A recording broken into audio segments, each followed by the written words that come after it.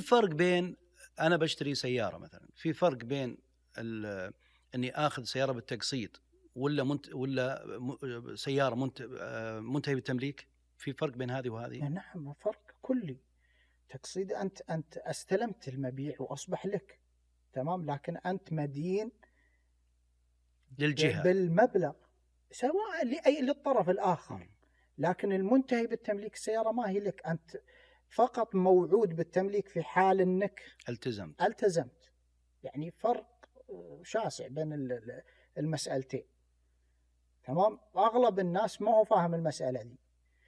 يعني أحيانا نتفاجأ يمر لنا ناس مستأجر فقط وليس ولا في وعد بالتمليك ولا ولا في شيء. وعد بالتمليك. يا ساتر.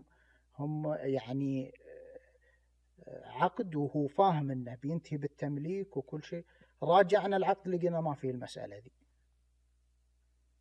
طبعا انت ما تقدر تروح مثلا لاي جهة قضائية تقول انا وقعت وانا ما ادري، ما كلام يعني ما هو مردود مقبول. عليك. نعم ما هو مقبول. الورقة اللي بتوقع عليها هي اللي بتقدر تلتزم فيها وتطالب فيها.